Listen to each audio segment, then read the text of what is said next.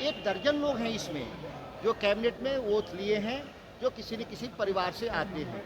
प्रधानमंत्री जी के जो नारे हैं, चुनावी नारे हवाई होते हैं। गिरिराज जी जिस विभाग के मंत्री हैं और 11 साल में बिहार के लिए उनके पास कोई दृष्टिकोण नहीं रहा, तो इस तरह के बात से ही उनकी राजनीतिक रोजी रोटी चलती है। दुखद है कि इसके अलावा उनको कुछ आता भी नहीं, और उनके बयान पर मैं कभी प्रतिक्रिया इसलिए नहीं देता कि वो गैर जरूरी बेतुका बयान देते हैं।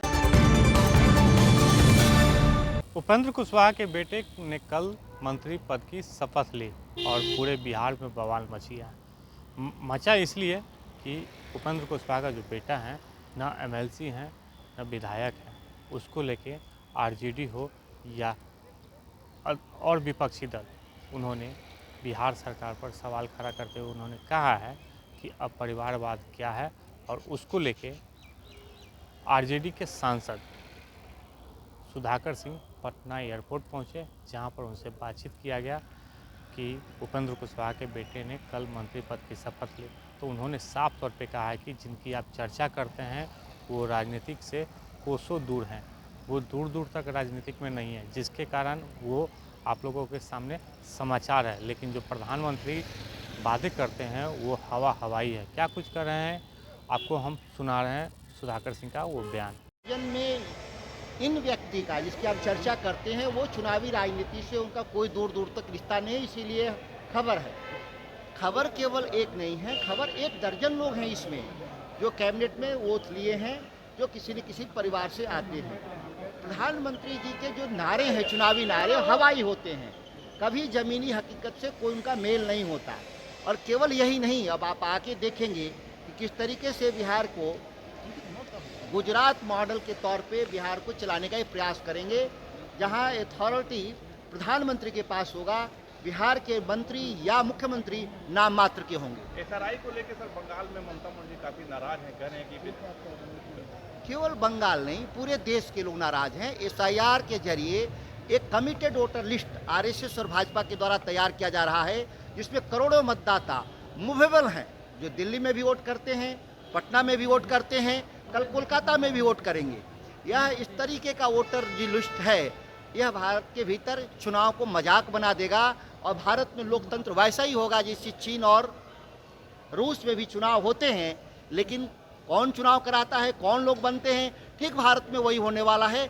और इसके खिलाफ हम लोग पार्लियामेंट के सत्र में जाएंगे हम लोग, और निर्वाचन आयोग के खिलाफ हम लोग इसको उनके खिलाफ इम्पीचमेंट मोशन भी लाएंगे। सर, गिरिराज सिंह ने कहा है कि बंगाल को बांग्लादेश नहीं बनने देंगे, एसआईआर होकर रहेगा वो।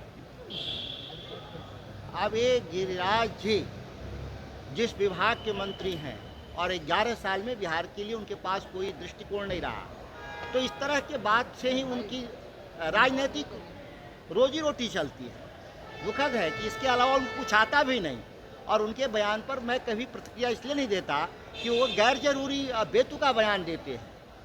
इतनी बड़ी जीत हुई एनडीए की, और आरजेडी कहीं ना कहीं काफी कम सीटों पर नहीं, हम लोगों ने कोई वोट कम नहीं पाए, पिछले बार के मुकाबले ज़्यादा वोट पाए हम लोग।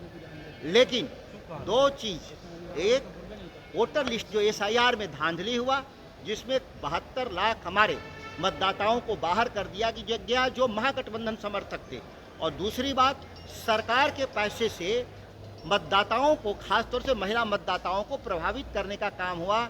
इस तरह से लेवल प्लेइंग फील्ड नहीं होने के चलते चुनाव का परिणाम जो आया है वह इसी तरह का परिणाम आएगा। देश स्तर पे मैं बात कर रहा हूँ, इससे कोई दूसरा रिजल्ट नहीं आएगा। जब सरकारी साधनों से सत्ता पक्ष मतदाताओं को चुनाव के आईन वक्त पे प्रभावित करने का प्रयास करेगा, तो चुनाव आदर्श आचार संहिता का कहाँ गया कानून।